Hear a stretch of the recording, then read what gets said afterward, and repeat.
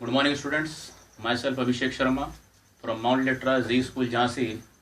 As you know that we are on chapter 5 of class 12th BST. In this chapter, that is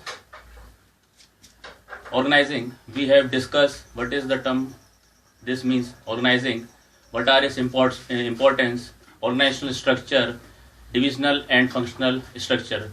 So today I have decided to go for formal organization and informal organization.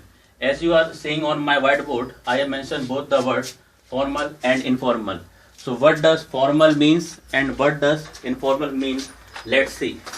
When the manager are carrying on the organizing process, then as a result of the process, an organizational structure is created to achieve a systematic working and efficient use of resources. This type of structure, which is decided by the management, is known as formal structure. Whereas informal structure means when individuals are assigned various jobs, positions, while working at these job positions, the individuals interact with each other and develop some friendly groups within the institution.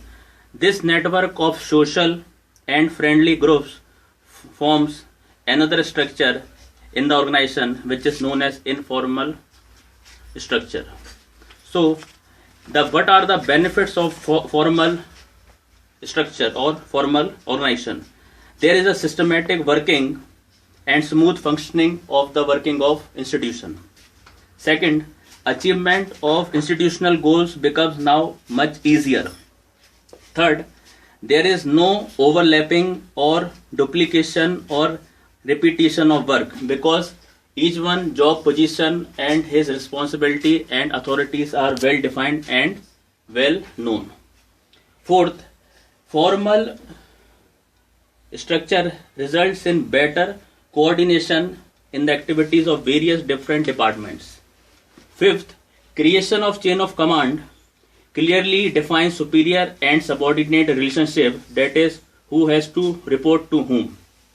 And last benefit is that there is more emphasis on work.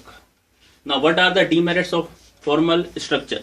First is there is a very delay in action. This is because in this concept we have to follow scalar chain and chain of command of action that delays in informal structure.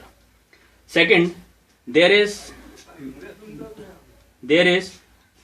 ignorance in social need of employees.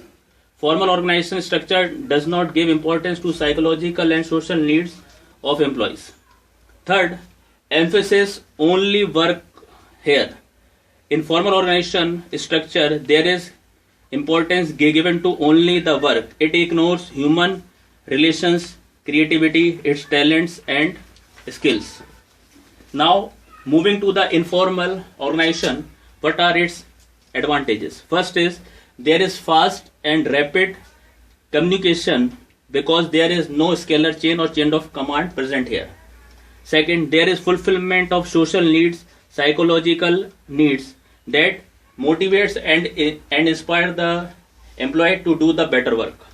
Third, there is correct and authentic feedback. Through informal structure, the top level manager can know the real feedback of the employees. Now, what are the demerits of informal structure? Rumors can be spread very easily. Second, there is no systematic and proper working in the institution because there is no assignment of duties and responsibilities.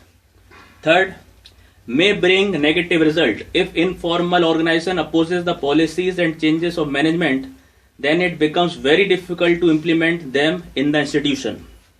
And last, there is more emphasis to the individual interest because informal structure gives more importance to the satisfaction of individual interest as compared to the. So friends, today we have discussed formal structure and informal structure.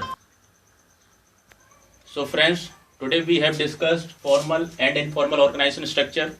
We have define both these terms properly, what are their merits and what are their demerits, what are the benefits of having formal, and what are the benefits of having informal structure. So student, that's all for today. Thank you and have a nice day.